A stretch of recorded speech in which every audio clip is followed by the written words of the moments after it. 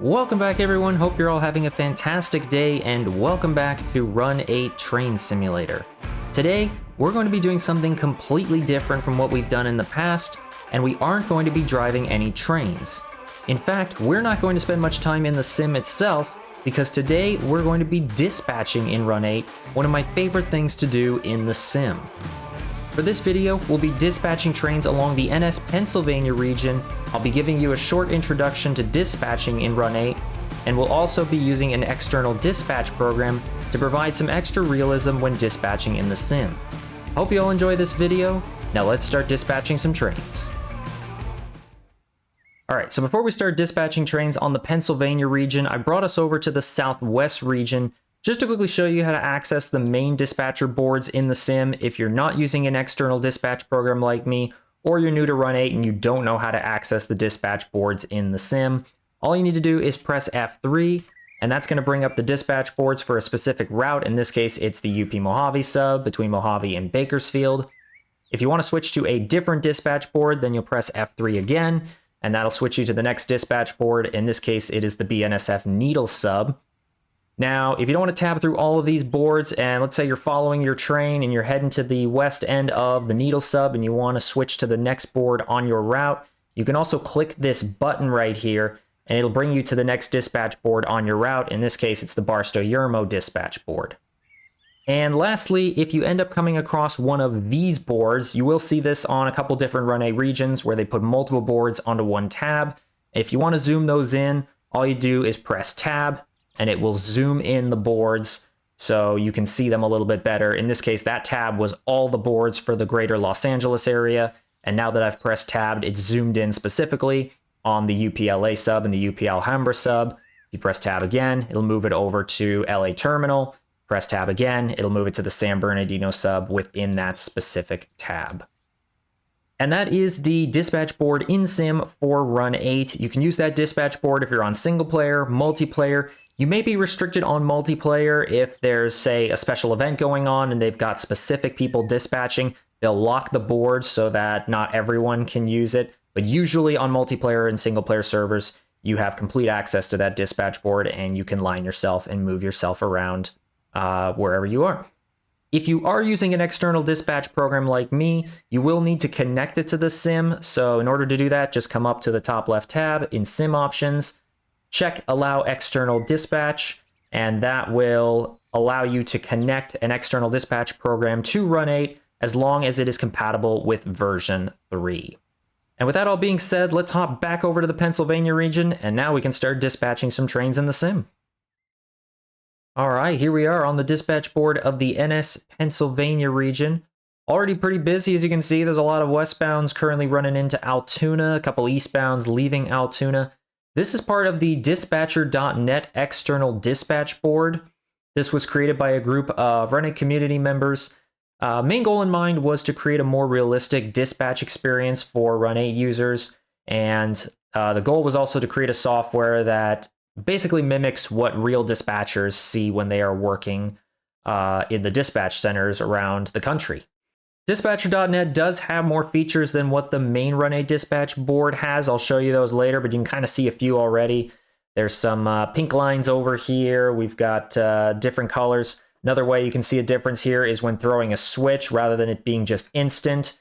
If you throw a switch, it will take a few seconds to throw. So you'll see it's blinking, and then it will get solid here in a second when the switch is thrown. And I actually do need to send this NS25V over to the next main over to get him around this 21J. There's a switch thrown, so we'll give him the signal. That portion's pretty similar to the main Run8 dispatch board. The colors are very similar, so green lines, red lines, and all that stuff. Now, if you're new to Run8 and you don't know what these different colors are, the red blocks basically mean that there is a train currently occupying the blocks. So NS568 is currently occupying these blocks. NS25V is occupying these blocks. And the green line is how far I have lined a train to a certain point on the route.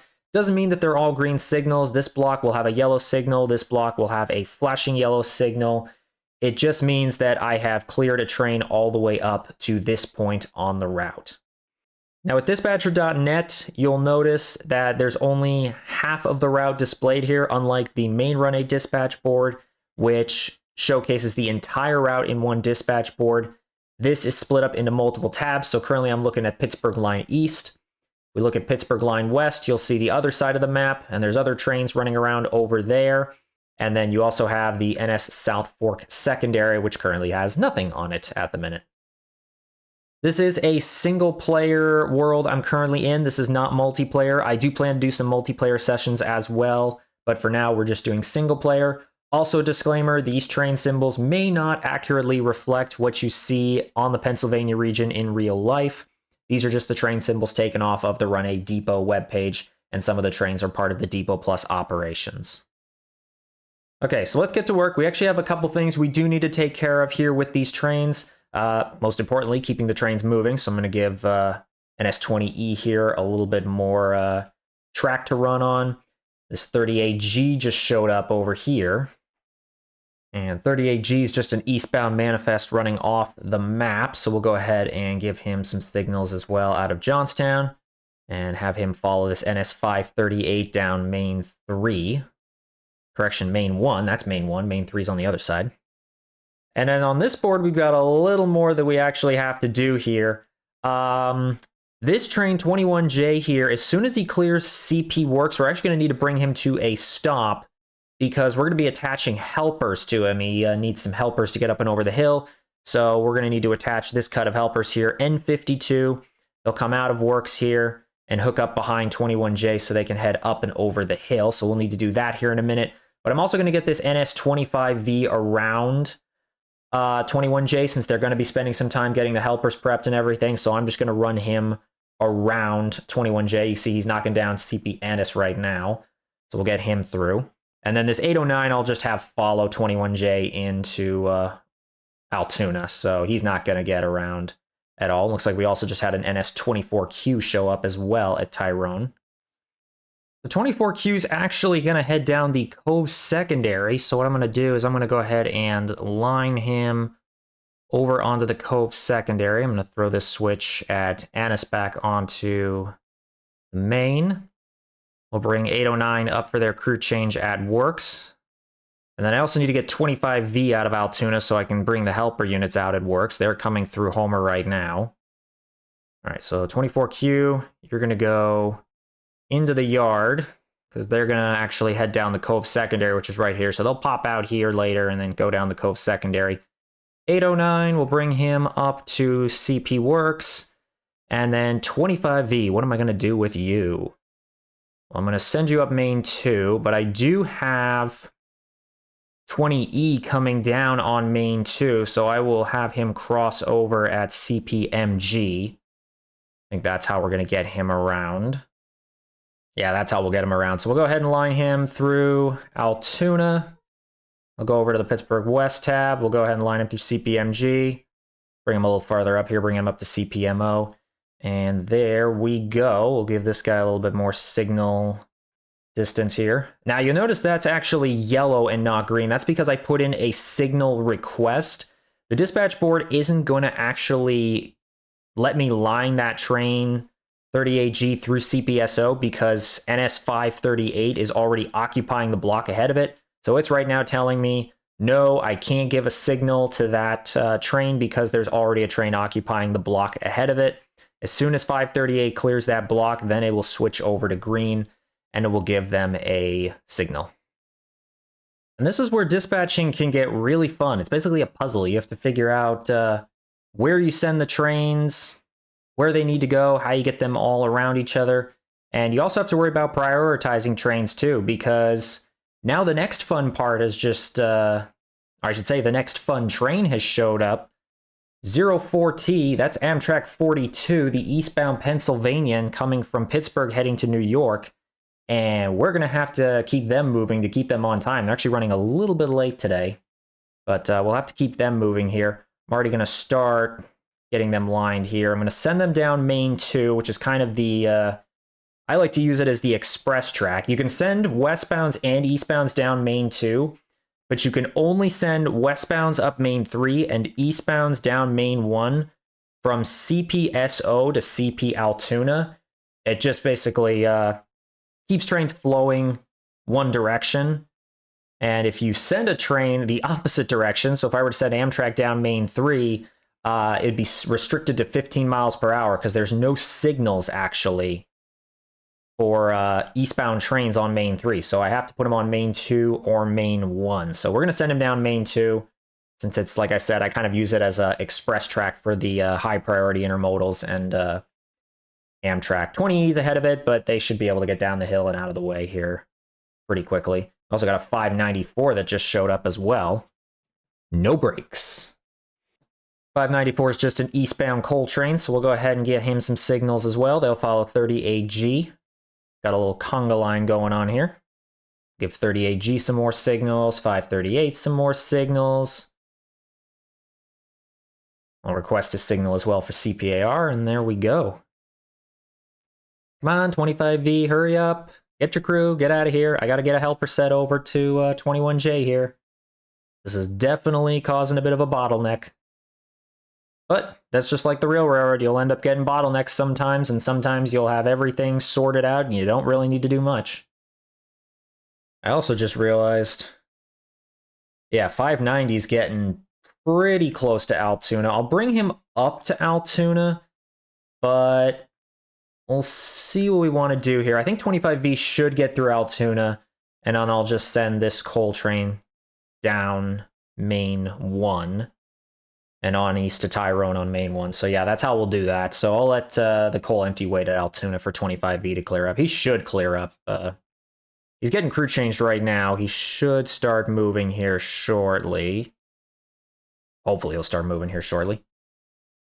While we wait, I'll go ahead and show what dispatcher.net has for additional features that the main dispatch board doesn't have.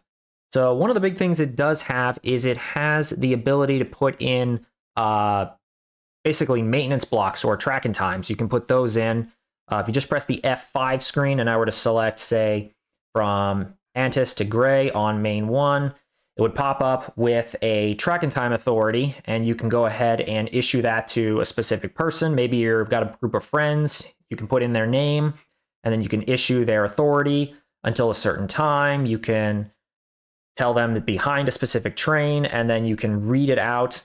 And then as you can see here, there's a blue line that'll form here, and then their name will pop up underneath whoever's doing the tracking time. So if you want to drop a high rail in, you can do that and put that in. It throws a completely new curveball into dispatching in Run8 and just dispatching in general. You can have random times where you could maybe set a timer on your phone or something and put in random maintenance blocks to make it look even more interesting. But I'm not going to do that right now because it's really busy. We're going to go ahead and cancel that authority.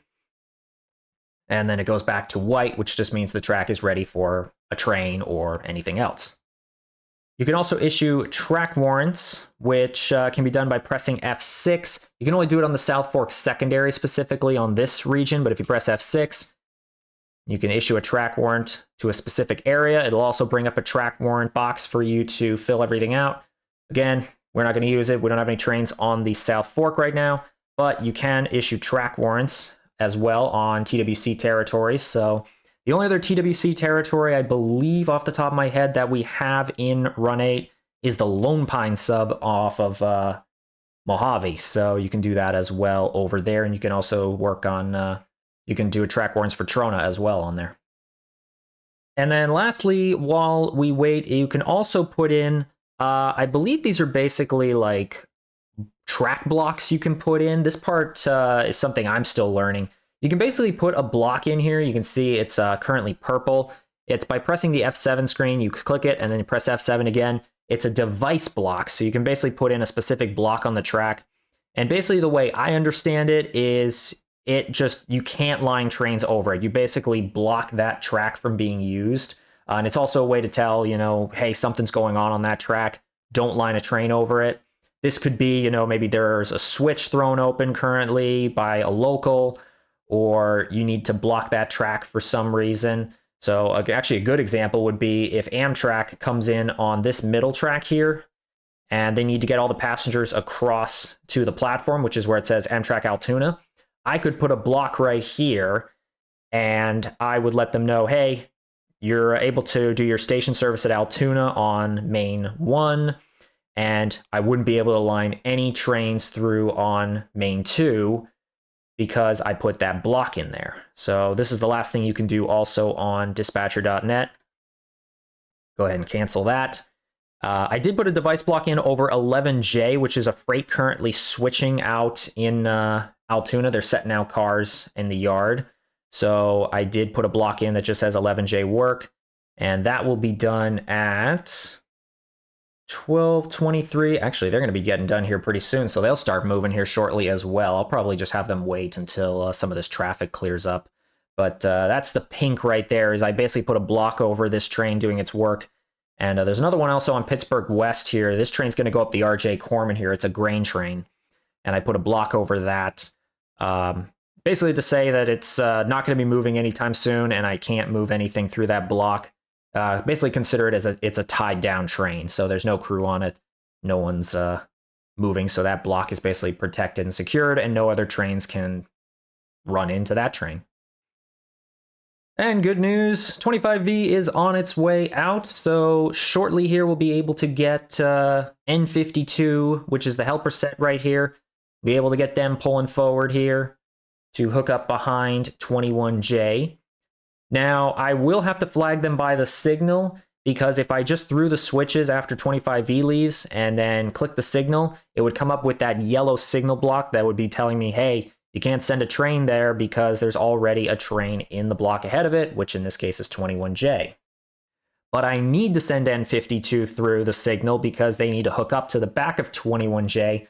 So that's what I mean by flagging them by the signal. We're basically going to give them permission to pass a red signal and pull up behind 21J. It'll actually give them, I believe, a restricting signal, which basically means proceed through the signal at 15 miles an hour and then continue forward at your own risk. Watch out for trains in front of you. So that's what we'll give them here in a few seconds. We're just waiting for 25V to finish clearing CP Works. And 809's getting their crew change right now. They will follow 21J up the hill. I'm not going to prioritize them around 21J. All right, so 25V is officially clear of CP Works. We're going to throw a few switches here. We'll throw this one and this one. So N52 can come on out and hook up to the back of 21J.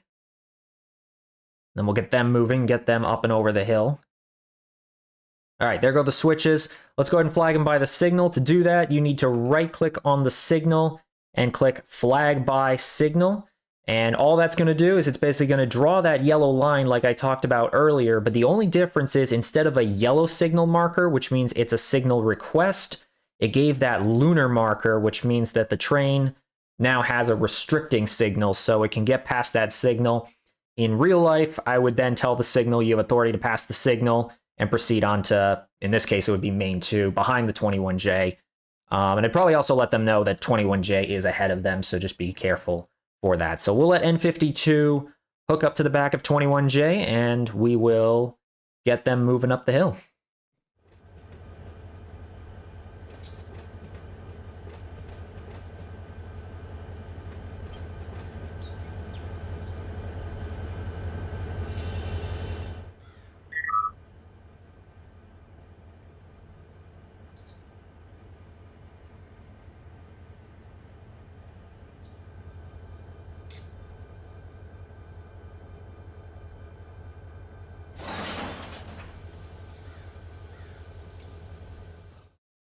All right, so 21J's got their helpers attached. They're going to be there for a couple more minutes while they finish that up and make sure they're all prepped and ready to go. A couple other things have happened in that time period. 57A has showed up at CP Gray. They are a Cove secondary bound train, so they're also going to go into the yard behind 24Q. 11J has finished their work in the Altoona yard. They are coming out to CP Altoona. They're going to be sitting for a minute, though, because there is a traffic jam still around the area. And then over on the west side, 25V's coming up to CPMG. I've got them crossing over back to main 3. And then 20E will come into Altoona, and they'll come in first. That does bring a question to mind. How do you prioritize trains on a dispatch board and in Run8? How do you prioritize trains? The way I do it is Amtrak is the #1 priority. It's the top. In real life, that is not always the case, but Amtrak, I try and keep it moving as best as possible. So they are the #1 priority. Next down, I prioritize high priority intermodal trains. These are the trains that are carrying UPS, FedEx, Amazon Prime, Walmart, the express shipments that need to get to a destination by a certain time. So high priority domestic intermodals, those are the Z trains on the West Coast. After that, then I prioritize standard domestic intermodals and as well as auto racks and harbor stacks, kind of in a little mid-level category for priority. And then after that, unit trains, mixed freights, and bear tables are the lowest priority, and the ultra low is the bear tables. They don't have really any priority at all, so they just kind of slowly but surely make their way across the region. There are other things you also have to take into account when it comes to prioritizing trains, one of which is how much HBT and what the train length is. So if you have, let's say this NS 538 is 1.5 HBT, HBT stands for horsepower per tonnage, and that train is 10,000 feet long. It is going to be dogging up the hill. But what if this 38G behind them is 3.0 HBT and only 4,000 feet in length? Well, because 38G has more power and is shorter, he is going to be flying up the hill and will end up behind 538, basically running on yellows the whole way to Altoona. And in some cases, he may end up seeing a lot of red signals. So if that was the case, I would try and send 38G around 538 to keep them moving so they don't get stuck behind the slower train. The third and last way you want to prioritize trains, while it's not necessarily simulated in Run8, is crew hours. So we'll go back to 538 and 38G again. If 538 has 7 hours left on their time, but 38G only has 1 hour left before they run out of hours, and then a dog catch crew or a replacement crew has to come out and grab them, I would prioritize 38G and try and keep them moving as best as possible to see if I could get them into the Altoona crew change point before they run out of hours. And those are kind of the basic ways you want to keep trains moving. As you can see right now, this is a staring contest between two intermodals. So both of them are pretty high priority, but there's really nothing I can do in this situation. It's just one of those, one train's going to have to wait and the other's not going to have to wait. So you do your best to prioritize trains. This is kind of why you see Amtrak always kind of get stuck behind freight trains. You know, Amtrak is good for very high speeds, and mixed freights are only good for slow speeds. And that is actually another way you want to prioritize trains is speeds. Amtrak can go 79 miles an hour, and this train, for example, 594, can only go 50, 55 miles an hour, which is why you can see Amtrak is just flying by them on the dispatch board.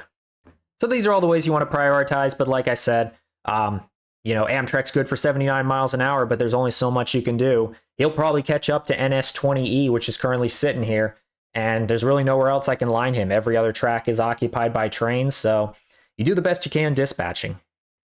And if you're on multiplayer, it's up to you if you want to prioritize player trains over AI trains. Some players prefer to get put into sidings to wait for other trains, wait for AI trains. Some players just want to get from point A to point B as quickly as possible. So you can check with them and see if they want to get there quickly or they want to take their kind of slow and sweet time to get there and they're okay getting put into sidings for freight trains.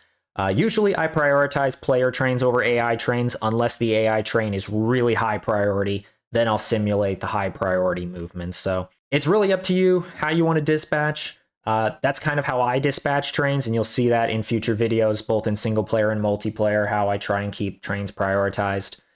But it's a lot of fun, and definitely you feel rewarded after you get all these trains off the map. Like, this will definitely be an achievement once I get this massive traffic jam done here at Altoona. And hypothetically, in the next, like, 2 or so minutes, 21J should be ready to go here, so we can get them moving and continue to clean up the traffic jam.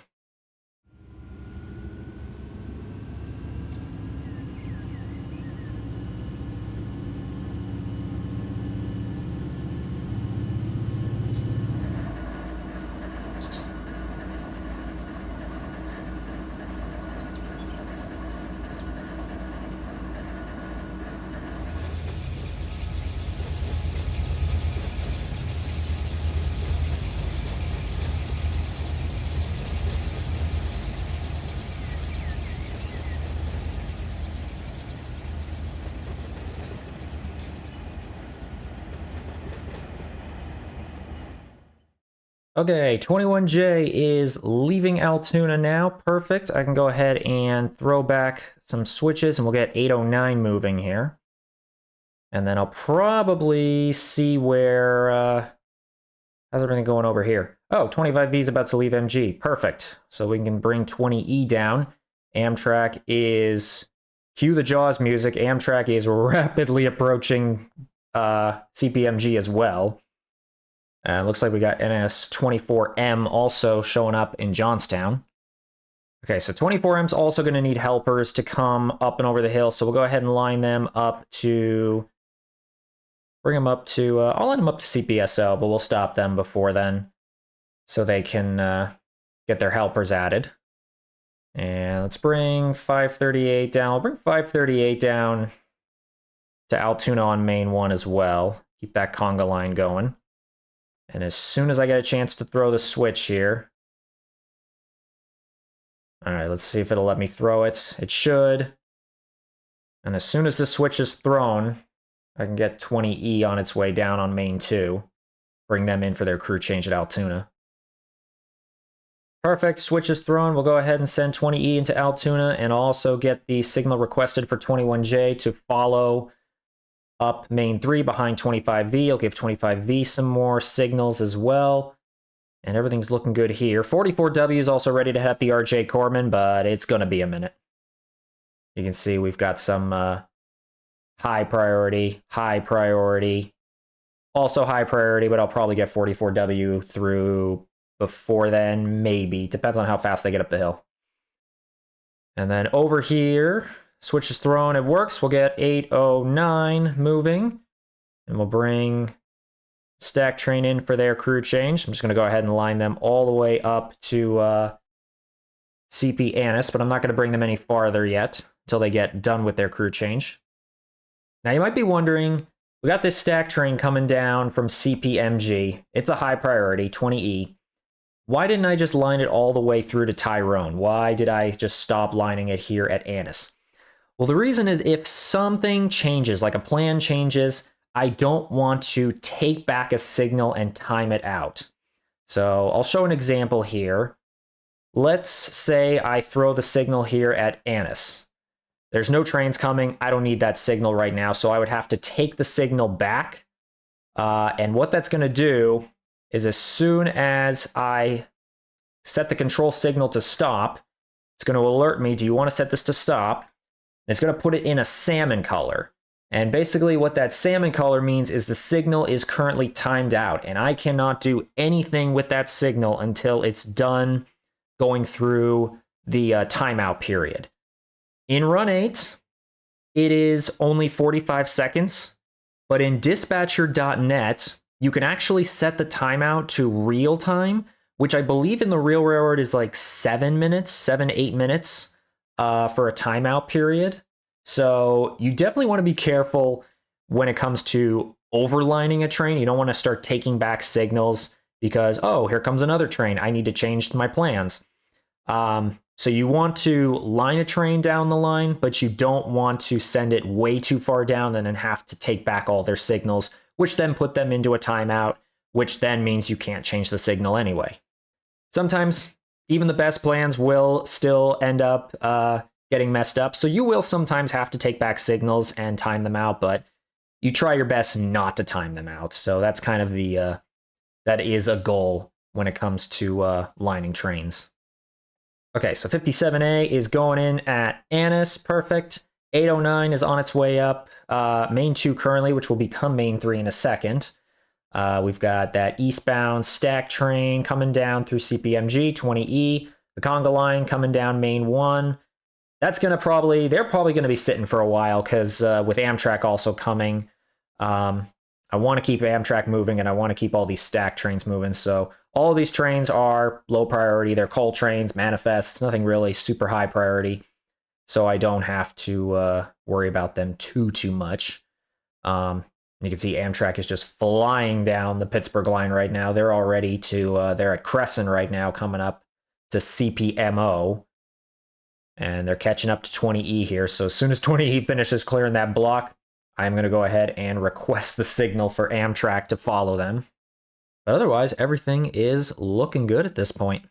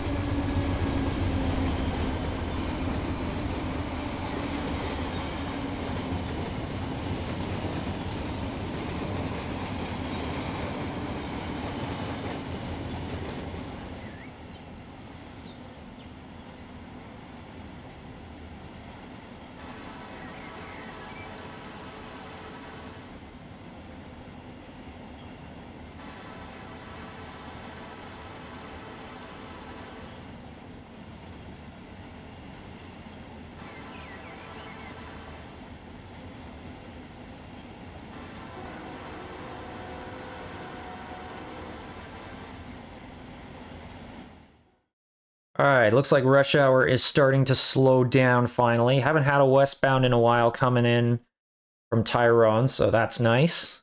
It'll help me get Amtrak through here faster.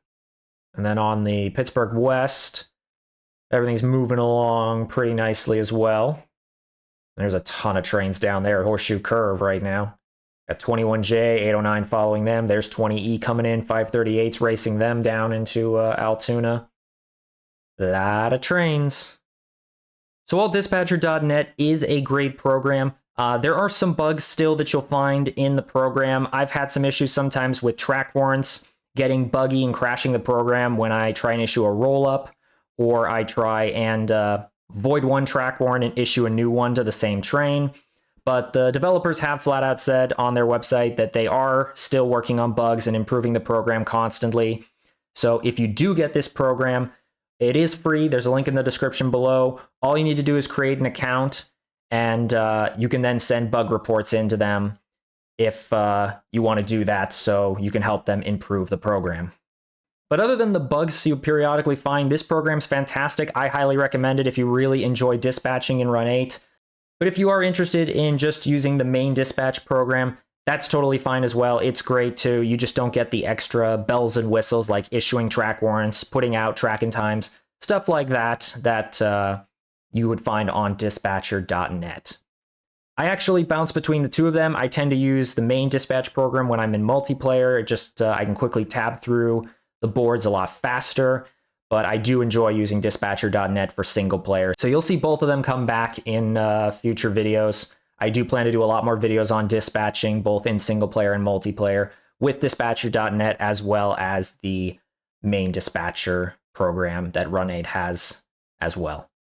And of course, on top of the dispatching, we'll have other general Run8 videos as well coming out in the future, driving the trains and doing more stuff in the sim.